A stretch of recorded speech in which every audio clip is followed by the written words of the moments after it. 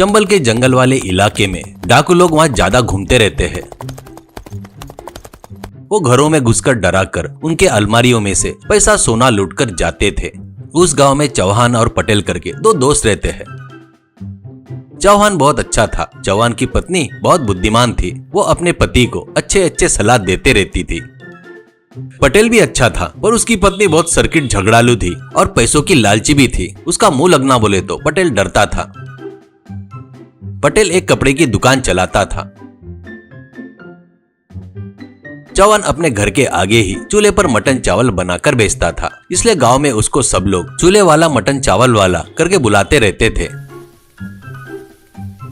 कभी कभी पटेल वहां आकर मटन चावल खाने के लिए आता तो खाने के बाद पैसे देने जाता तो चौहान नहीं लेता था। तू मेरा बचपन का दोस्त है, तेरे से पैसे कैसे ले सकता हूँ, नहीं नहीं करके समझाता था। चौहान और उसके पत्नी को दक्षिण भारत के पुण्य क्षेत्रों के मंदिर में दर्शन करके आने की इच्छा थी। एक दिन पटेल चौहान के पास आकर मटन चावल खाते वक्त, चौहान दोस्त, मैं और मेरी पत्नी मिलकर दक्षिण भारत के मंदिरों में यात्रा पर जाने के सोच रहे हैं। ये तुझे पता है ना, घर में पैसा रखकर जाना बोले तो डाकुओं का डर है। घर में 5 लाख रुपए है, वो मैं आते तक अपने घर में रखेगा क्या, ऐसा कहता है। पटेल, मेरे पास तेरा धन रख सकता हूँ रे, पर वो डाकू मेरे घर में घुसे तो तब मेरे पैसों के साथ में तेरा पैसा भी जाएगा ना, इसलिए गाँव के बाहर के बड़ के पेड़ के नीचे पैसा गाड़ कर रखा। तू भी वैसा कर, वापिस आने के बाद ले सकता है। चौहान, अरे वाह, बढ़िया आइडिया है, पर दिन में वो काम किया तो कोई देख सकता है, इसलिए आधी रात को वो काम करूंगा। मुझे अंधेरे में अकेले जाना बोले तो डर लगता है। तू भी मेरे साथ में आएगा क्या, कहता है। पटेल ठीक है कहता है। ऐसे रात में चौहान पटेल को लेकर एक पेड़ के नीचे खोदकर वहां 5 लाख रुपए गाड़ देता है। अगले दिन सुबह ही चौहान अपने पत्नी के साथ यात्रा के लिए निकल जाता है। पटेल की पत्नी सुबह उठते ही, क्या रात में कहाँ जाकर आए तुम? कहाँ गए थे? ईमानदारी से बताओ, मेरे से कुछ छुपाए तो मेरे बारे में पता है ना? ऐसा कहती है। पटेल उससे डरकर जो हुआ सब बताता है। अरे वाह, कितना बढ़िया खबर सुनाए, तुरंत जाकर वो पैसे लेकर आओ, ऐसा कहती है। तो पटेल, अरे वो उसका पैसा है रे, वो अपन कैसे लेंगे, कल उसको पता चलेगा तो अच्छा नहीं होगा, ऐसा कहता है। पत्नी, क्या पता चलेगा? उसने जो किया उसका कोई साक्षी है क्या? तुमसे पूछे तो मुझे नहीं पता करके बोलो, करके धमकाती है। उसको क्या करना समझ में नहीं आने से पत्नी ने बताया वैसा ही जाकर खोदकर पैसा लाकर उसको देता है।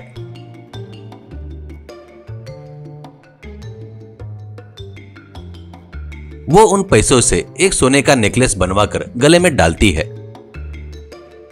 कुछ दिनों बाद यात्रा पूरी करके चौहान और पत्नी घर वापस आते हैं। चौहान जाकर पेड़ के पास खोदकर देखता है तो पैसा नहीं दिखता। इससे वो सुन्न हो जाता है। वो घर पर आकर पत्नी से सब कुछ बताता है। वो बहुत बुद्धिमान थी। जहाँ पर छुपाए थे वो जगह सिर्फ तुम दोनों को ही पता है, इसलिए वो पक्का पटेल ही काम किया है। पर पटेल वैसा आदमी नहीं है, पर उसकी पत्नी लालची है, वो उससे काम करवाई होंगी। अभी तुम जाकर उसको पैसे मांगोगे, मुझे पता नहीं कहेगा। असल में तुमने पेड़ के नीचे छुपाए करके गवाह नहीं है, इसलिए मैं बताती हूँ वैसा करो, करके उसको क्या करना है बताती है। वो तुरंत पटेल के दुकान के पास जाता है। उसको देखकर पटेल घबरा जाता है और मन में, इसका चेहरा देखे तो इसके चेहरे पर घबराहट नहीं दिख रही है, क्यों, यानी अभी तक वो पेड़ के पास नहीं गया शायद, सोचकर, अरे हाँ हाँ दोस्त आजा, कब आया यात्रा से, कैसी रही यात्रा, ऐसा कहता है। तो चौहान, तुम्हारी दया से सब बढ़िया रहा। हाँ, एक बात बताने के लिए आया हूँ दोस्त, अपने को और एक बार उस पेड़ के पास जाना पड़ेगा, क्योंकि कल ही मेरे मामा जी ने जगह खरीदने के लिए 10 लाख रुपए भेजे। ये 10 लाख रुपए भी वहाँ गाड़ दिए, तो इस बार मैं उत्तर भारत के मंदिरों में जाकर दर्शन करने का सोच रहा हूँ। कल रात में तुम्हारे घर पर आता हूँ, अपन दोनों मिलकर पेड़ के पास जाएंगे, ऐसा कहता है। वो सुनकर पटेल मन में, पेड़ के पास क्या, करके सोचकर, अरे हाँ ठीक है, हाँ जाएंगे, ऐसा कहता है।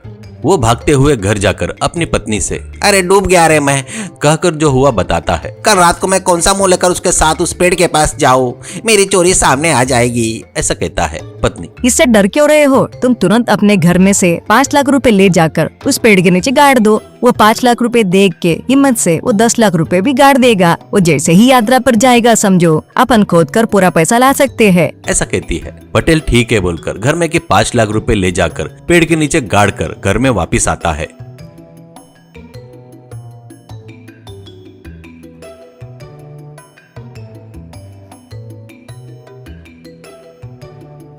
अगले दिन पटेल चौहान के लिए दिन भर राह देखता है, पर वो नहीं आता। आधी रात हो जाती है। अब पटेल से रहना नहीं हुआ। वो जाकर चौहान के घर का दरवाजा ठोकता है। अच्छे गहरी नींद में सोया हुआ चौहान आंखें मसलते हुए दरवाजा खोलकर, क्या दोस्त आधी रात को आया, जमाई लेते हुए कहता है।